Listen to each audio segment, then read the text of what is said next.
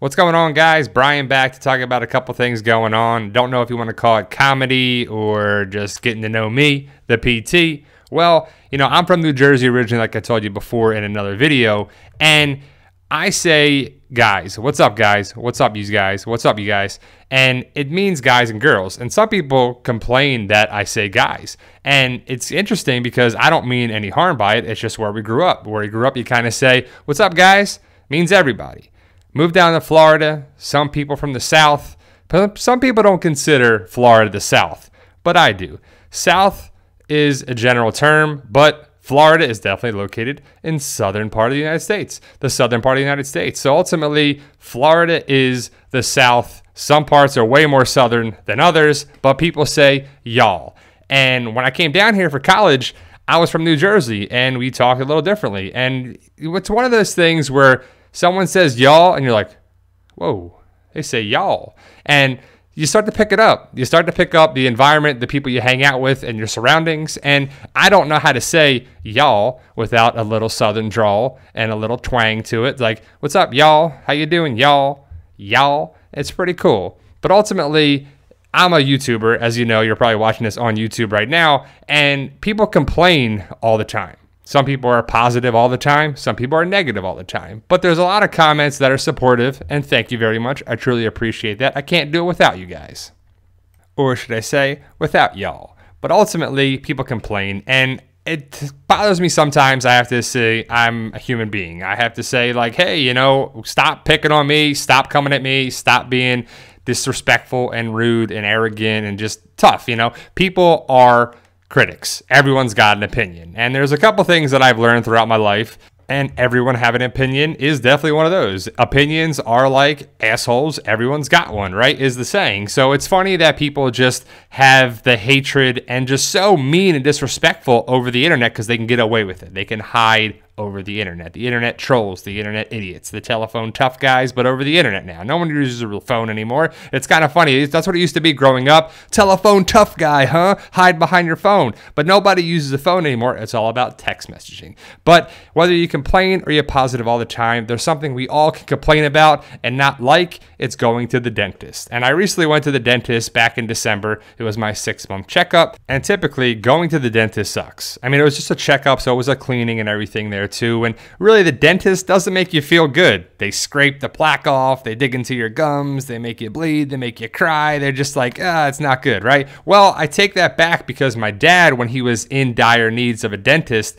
many moons ago, when I was back in high school, like I'm talking about 20 some years ago, I remember this distinctly. My dad had a toothache, a tooth problem, and I don't know if he needed a root canal or what, but he was in dire needs. But it was around the holidays, and the worst time ever to seek medical attention is around the holidays, whether it's a dentist, a doctor, somebody, is that people are medical professionals, so they're going on holiday or go on vacation or they go somewhere, right? My wife went to the hospital around 4th of July a couple years ago, and that was a terrible time because nobody was there until Monday. She went in on a Friday, was there Saturday, Sunday, and really wasn't seen until Monday, and it was terrible. But my dad was having a toothache. I think he needed a root canal or something terrible, but no one was there for the holiday. I remember him distinctly being like, oh, my tooth, I can't do nothing, I can't eat nothing, I can't.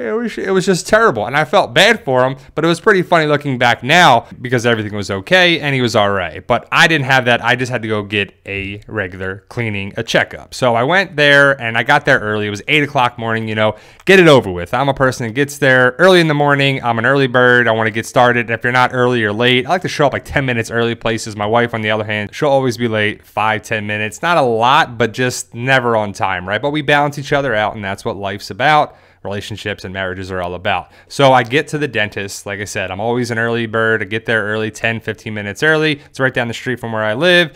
There's so many dentists where I live. I don't know why, but I just got to the dentist office and I beat the front desk and the hygienist and the dentist there too. And I saw the front desk girl go in. She unlocked the door, and I was like, I'll give her some time. So I'm listening to the radio, and then I get a phone call from the dentist.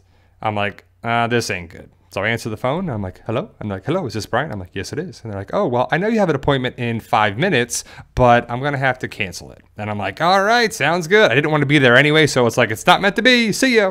So I was ready to leave, and we just rescheduled it to New Year's Eve, December 31st. I was like, I'll take it. I just got to do it because I don't want to put it off. It's important to get your teeth cleaned. It's one of those things that you got to get done, but it just sucks, you know? So going back to the dentist, it was probably 2 or 3 weeks later after that appointment because they had to get me in. It was just a big thing, but it was a whole big predicament to get in there, and I got there and it was fine. But I got to the dentist office, I filled out the forms and got all set up for the new year because it was right before the new year, and they asked, is your insurance, anything's changing and like that. I was like, no, it's the same. And we sat there waiting and waiting and waiting, and I was the only one there. There was no other patients there. So I was probably the last patient of the day. It was like a 10 o'clock appointment, I believe. And it's not really that late, but they probably worked a half day. It was a holiday in some people's eyes. New Year's Eve, New Year's Day is definitely a holiday. New Year's Day is, but New Year's Eve, who wants to work that? Nobody. It's part of the holidays, you know, no one wants to work. So my hygienist comes and gets me. And I've had the same hygienist for a while, so we know each other. And I sat down, and she's like, any problems lately? And I'm like, no, not really. Just don't want to be here. No, I didn't say that. I was thinking in my head, I was like, yeah, but only problem is that I want to be here, right? No. But so I sat down, and she's like, any problems with any areas and teeth? I'm like, no, everything's good on there too. You know, I got the fluoride, and I got the toothpaste, and I got the mouthwash, and I got the water pick, and I got the electric toothbrush. I got all this stuff, you know, that they tell you to get, because a smile is very important. You know, people look at you, and it's one of those things where if someone is missing a tooth, I can't stop looking at it. You know, if someone's like, you're missing a tooth. I mean, like, there's a guy that I used to work with that I'm just picturing right now, and I just picture him missing a tooth right now. Hopefully he's got it fixed, but I'm like, man, you can't stop looking at it. Do I look at the tooth? Do I not look at the tooth? Do I look at the gap? Do I look at the big hole in the mouth? What do I do, right? So, but my teeth are pretty good. Yeah, I had braces and all that stuff. You know, you gotta have that $1 million smile. But the hygienist starts cleaning my teeth, and I don't know about you, but my hygienist, or really dentist office in general, they nitpick things. They're finding faults with them too. The first question they ask is, have you been flossing? And I'm like, do I lie? Of course I floss. I don't floss every day, but I'm like, yep, I floss all the time. You know, I got the dental sticks and I got all this stuff they tell you to get. So, but they always ask, oh, have you been flossing? That's their go-to, right? Just like medical doctors will be like, yep, do you smoke? And I'm like, no, I don't. So I don't know what the problems are. They're like, oh, okay, because if you are, that's 9 times out of 10 what it's going to be. Same thing is they can always say, you need to floss more. You need to do this. Do you have this? Do you have that? And I'm like, yep, I got all the stuff you told me to get, because they're going to upsell you. They're going to be like, well, we have it up front if you want the water pick and the toothbrush, the mechanical toothbrush, or if you really want to get crazy, we have the electric toothbrush. And I have it. I got all the stuff they tell you to get. But then she starts, you know, scraping the plaque and doing this and doing that. And then I hate it when they ask you a question and they had the tools in your mouth. So what are you doing tonight? And you're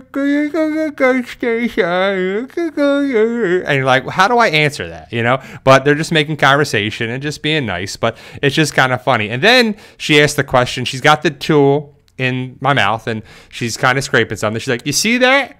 You see that? And I'm like, no, I can't see it. I can feel it or whatever. And she's like, well, that's the dentin. And if you lose the enamel, then you're going to have to come in more times. You know, you're not going to come in 6 months. You'll come in every 4 months. And you got to keep it up. You got to do this on there as well. And typically, I don't have any problem with medical advice. That makes sense. But this is like something you can't see. You can't really tell. I mean, I have, you know, white teeth, and I brush my teeth, and I have straight teeth, and I have all this stuff that's there. You can't really see anything. I don't have any teeth that are bothering me, so it's pretty good. But I just see the dentist office and hygienists as like mechanics. They're like, well, you know, you got this, and your mileage is going to be here, and we can do the fluoride. We're going to put some wax on there and buff it out, but you really want to take care of that. You know, we're going to do this. You want to change out this and here, but, you know, we can come in and we can do that for you. Just let us know. And previously, they were finding faults, and clearly they were telling me like, yeah, you see that cavity you got in there? Because I had previous cavities when I was a little kid. I mean, who doesn't? And some of the fillings are older. You got the old school silver fillings, you know, we got in there. Not gold teeth or nothing, but the silver fillings. And they're like, yeah, the filling there is pushed up. You want to get that ripped out, and then you want to get it replaced on there too. And I'm like, I don't have any problems with it. Until it's a problem, why would I really mess with it? If it ain't broke, don't fix it, right? You know, but they're trying to make money, trying to do that too. So she wraps up the thing, does this. You want the fluoride? And I'm like, sure, man. So she does it, does a little buffer on there too. You know, she's like, just like a mechanic would too. You know, I feel like I'm in NASCAR and they're doing a tire change, little pit crew, you know. But then she wraps it up, gives me a little goodie bag, and I got my 6-month appointment, and I'm out the door. You know, I got to pay a little for the fluoride, and see you later. Won't see you for 6 months. But I wish more doctor's office gave goodie bags. That'd be pretty cool. And if you think about it, the dentist office is the only medical office that gives you a goodie bag. You don't pay for it. Well, I guess your insurance does whatever, but you get a toothbrush, you get some floss, you get some toothpaste, and you get another appointment or something on there too, you know? So a goodie bag where it's at. I wish more doctor's office did that. What if you went to, you know, the proctologist? Nah, I don't really know if I'd want one from him or her, but, you know, I go to a GI doctor. I got Crohn's disease, so they can give me some probiotics or some, you know, Pepto-Bismol samples or something to go. Why not? Goodie bags are good for everybody, that's for sure. So I went to the dentist, and that's my trip for that. So thank you guys for watching. I truly appreciate it. We'll be doing more of these segments. Like I said, I don't know if you want to call it sit down comedy or get to know me PT, but either way, thank you guys for watching. I don't know when you watch this, so if you watch it in the morning, the afternoon, or night, good morning, good afternoon, good night. See ya.